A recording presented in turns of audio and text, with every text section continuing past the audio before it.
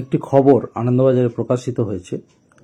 সেখানে বলা হয়েছে সংস্থার বকেয়ার হিসেবে ভুল রয়েছে বলে দাবি করে সুপ্রিম কোর্টে গিয়েছিল ভোডাফোন আইডিয়া এবং এয়ারটেল, কিন্তু তাদের সেই আর্জি দাবি খারিজ করে দিয়েছে শীর্ষ আদালত।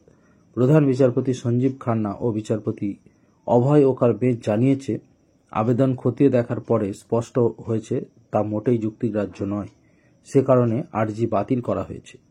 বিষয়টা কি, আসুন একটু বিস্তারিত জেনে নিই। বিষয়টা কিন্তু অত্যন্ত গম্ভীর বিষয়। আমরা যে ফোন ইউজ করি সেখানে বিভিন্ন কোম্পানির আমরা সিম ব্যবহার করি, তাদের কিন্তু বিপুল বকেয়া রয়েছে। তো সেই সংক্রান্ত খবরটি পরে প্রতিবেদনের পরের অংশে লেখা হয়েছে। 2021 সালে সুপ্রিম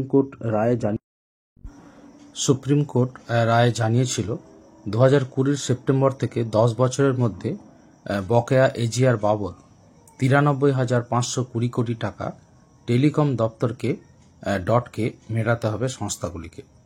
প্রথম পর্যায়ে 2021 সালের 31 মার্চের মধ্যে 10% দিতে হবে, বাকিটা পরের 10 বছরে 10টি কিস্তিতে কিন্তু মেটাতে হবে, অর্থাৎ 10% করে মিটিয়ে দিতে হবে। এবং বকেয়াটা আপনারা একবার কল্পনা করুন, 93,520 কোটি টাকা। তো সেই মতো ডটের পক্ষ থেকে সংস্থাগুলিকে নোটিশ পাঠানোর পরেই বিষয়টি সামনে আসে। সুপ্রিম কোর্টের সংস্থাগুলির দাবি তাদের উপরে চাপানো জরিমানা ও সুদের হার ঠিক নয়। সেই আর্জির ভিত্তিতে গত 28 জানুয়ারি প্রধান বিচারপতির এই বেঞ্চ রুদ্ধদ্বার শুনানিতে কিন্তু এই রায় দিয়েছেন, অর্থাৎ প্রধান বিচারপতি রুদ্ধদ্বার শুনানি করেছেন এবং সেখানে এই রায় দিয়েছেন যে তাদের অর্থাৎ টেলিকম যে সংস্থাগুলি ভোডাফোন আইডিয়া এবং এয়ারটেলের তারা যে দাবি করেছে সেই দাবিটি সঠিক নয়, অর্থাৎ সুপ্রিম কোর্ট খারিজ করে দিয়েছে। এবং দেখুন, অত্যন্ত গুরুতর যে প্রধান বিচারপতির বেঞ্চই কিন্তু এটি হয়েছে।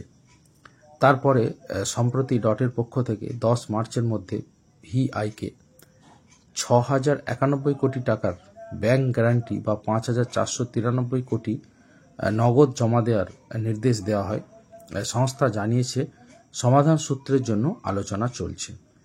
অর্থাৎ বিপুল টাকা বকেয়া রয়েছে এবং সংস্থাগুলি কিন্তু মেটাতে পারছে না। তো এটা অত্যন্ত তাৎপর্যপূর্ণ ঘটনা যে সুপ্রিম কোর্টও কিন্তু তাদের দাবি কিন্তু খারিজ করে দিয়েছে, অর্থাৎ মান্যতা দেয়নি।